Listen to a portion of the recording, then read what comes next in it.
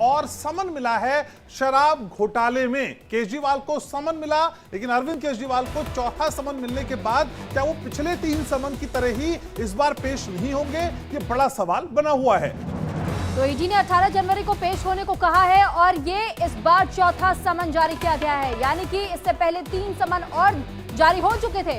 लेकिन इस पर भी अरविंद केजरीवाल ने कहा था कि मुझे ऐसा जरूरी नहीं लगता है और ये कानून को फॉलो करते हुए नहीं जारी किया गया है, मैं इसे जरूरी नहीं मानता और इस वजह से पेश नहीं हुए थे। लेकिन अब क्या वो चौथे समन के बाद जाएंगे या नहीं जाएंगे, यह अब तक अभी भी एक क्वेश्चन मार्क बना हुआ है।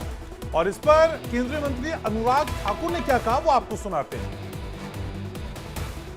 देखिए, 2011 से लेकर 14 तक श्रीमान अरविंद केजरीवाल बड़ी बड़ी बातें करते थे। अब सवाल ये खड़ा होता है कि जान से क्यों भाग रहे हैं?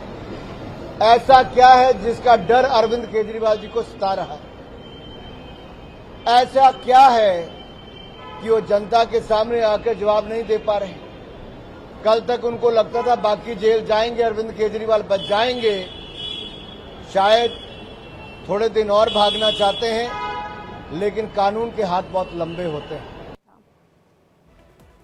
तो ये देखिए, ईडी को केजरीवाल की बड़ी नो थी। पिछले 3 जो समन थे, 2 नवंबर, 21 दिसंबर और 3 जनवरी, यहां पे अरविंद केजरीवाल ने पेश होने से मना कर दिया था। तो वहीं 21 दिसंबर को भी दूसरा समन जब जारी हुआ था तो ईडी के सामने पेश नहीं हुए थे अरविंद केजरीवाल। उस वक्त भी उन्होंने अपने एक्सक्यूजेस देकर अपने जवाब रखकर के सामने वो पेश होने से मना कर दिया था। तो वहीं 3 जनवरी को एक और समन जारी किया गया। तो देखिए, 2 तारीख यानी 2 नवंबर को जब मिला तो कहा गया कि भाई साहब चुनावी रैली है, तब नहीं आएंगे। दूसरा समन मिला तो कहा कि विपक्षना का हवाला था, तो नहीं दिया, तो नहीं गए। 3 जनवरी को कहा कि समन को चुनावी साजिश है। ये समन असल में कानून के तहत नहीं हो रहा है, ये तो पॉलिटिक्स की जा रही है। ये जो चुनाव आने हैं उसके तहत एक बड़ी साजिश उनके खिलाफ की जा रही है।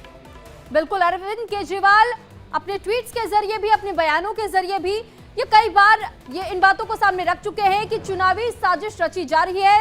लोग चाहते हैं कि मैं आने वाले लोकसभा चुनाव के लिए कहीं पर प्रमोट ना कर पाऊं अपनी पार्टी को, वहां अब किसी प्रकार की कोई रैलियां ना कर पाऊं, जिस वजह से मुझे रोकने की कोशिश की जा रही है और इसे चुनावी साजिश उन्होंने बताया है।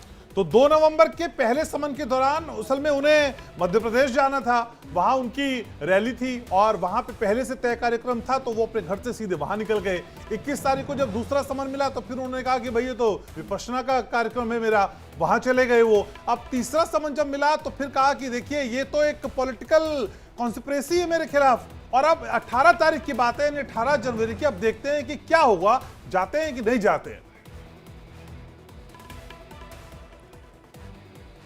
तो अरविंद केजरीवाल को चौथा समन ईडी की तरफ से जारी किया गया है। एक नई तारीख मिल चुकी है पेश होने के लिए, लेकिन 2 नवंबर, 21 दिसंबर और 3 जनवरी यानी 3 समन देने के बावजूद जब अरविंद केजरीवाल ईडी के सामने पेश नहीं हुए, तो अब यही सवाल बनता है कि क्या चौथी समन के बाद भी अरविंद केजरीवाल जाएंगे या नहीं जाएंगे, तरफ से किस तरीके के बयानबाजी की जाएगी, कैसे वो टिप्पणी करते हैं इस पूरे मामले को लेकर।